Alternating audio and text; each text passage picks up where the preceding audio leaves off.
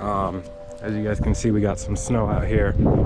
The car is back in the garage at the moment, letting all the snow kind of melt off and clean off. And then I'm also going to be pulling off my wastegate and pressure testing this whole system. So the wastegate comes off the back of the manifold here, L's, and then there's the wastegate. So I'm going to pull off that whole L bracket, and we are going to plug it, and we are going to be testing to see if it's actually sealing up. I don't think it is, so I will pull that off, go ahead, test it, and we'll make some adjustments to that if it needs any, and hopefully we can restore a little bit of lost low end power. So that gasket that was sealing the elbow to the manifold was actually completely blown out. So it was a reinforced like paper gasket, high durability, high heat gasket. So it had paper on the outside and then metal reinforcement on the inside, which it kept its integrity pretty well. It has this huge crack right here, which this was the reason why I was feeling exhaust coming out of the end of the manifold there. I thought it was because it was cracked. I looked on the back, there is no crack. This thing was just completely gone, and since it's like perforated, it has all these holes in it. Exhaust gases were able to release through there. So I'm kind of glad I found that. Now I'm trying to figure out what I should do. I'm not sure if I should just run it without a gasket, see if I can get a better seal without the gasket, or try and make another gasket. I don't have the same material, which lasted probably like 3 years, 2.5, 3 years. So it's a pretty good gasket. I'll have to order more of that material. So I think I'm just gonna run it without the gasket and hope it seals a little bit better than it would with this gasket going back in. So yeah. All right, so here is the wastegate. Like I was saying, I got it pulled off, and I could just put my mouth on this end and blow, and you can hear air coming out from this side.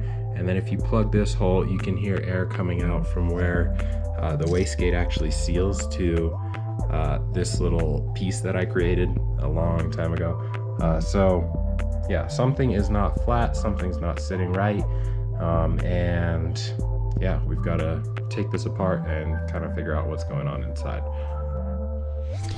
All right guys, so I came out to the garage so I can start making the surface where the valve for the wastegate sits nice and flat. So we're gonna work on making that mating surface between the wastegate valve and the exhaust pipe flat, so it can mate together nice and perfect, and we won't have any exhaust leaks coming out of there.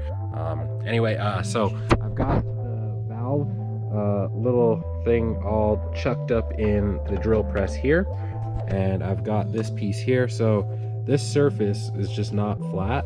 So what we're gonna do is mate them together. So valve to this piece using some valve grinding compound. This is what we use in the head when we are mating the valves to the seats in the head and getting that all nice and perfect. So we get a nice seal on that. So same concept here. So I'll get the drill press going, I'll get some grinding compound on there, and we'll see how much it takes to get it nice and flat.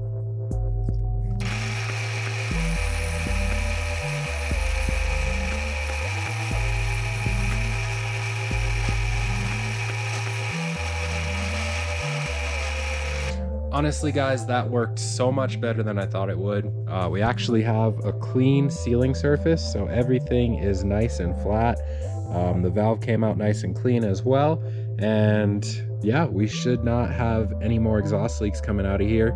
I kind of pressure tested the rest of it with that plug as well, and even the welds that are nice and shit, those actually hold very well as well. And then I also did some work on this side. This was actually leaking really bad as well.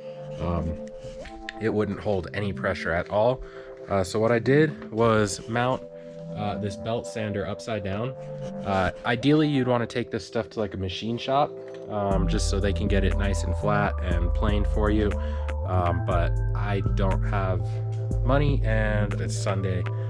There's not a machine shop open, and they'll make you wait forever. So what I did was actually just drop this guy on to the belt sander. You can actually see where the high spots and low spots are, so everything that is dark is a low spot. And then what you want to do basically is just set it on there while it's running, and the belt should in theory touch everything, meaning that it is all on the same level. All right guys, so I got it all back together, and I'm actually happy to report that this little process that I did, first with the drill press right here, and then I also just went to the belt sander tipped upside down. We threw this middle piece in there to get it as flat as we could, and it actually came out flat enough to where it is sealing with this elbow piece, and everything is actually really sealed up. And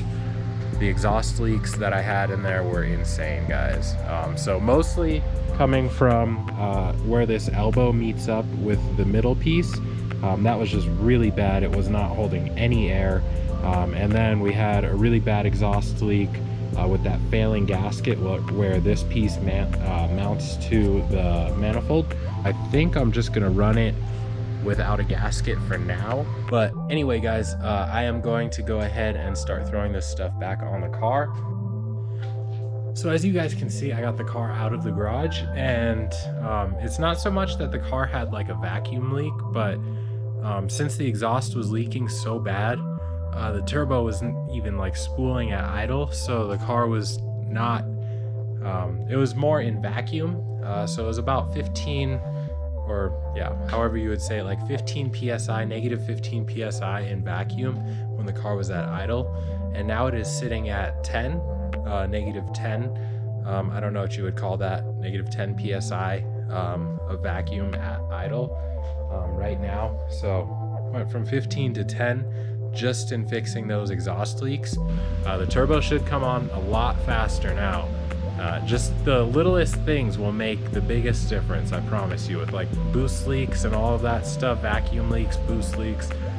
One little thing will totally throw off everything, and then if you fix it, it'll just like, it'll wake the car right back up. So I'm really excited to feel what that feels like. I'm probably gonna leave the car in tonight. I've got stuff to do here at home, but yeah, thank you guys for watching, and we will see you in the next video.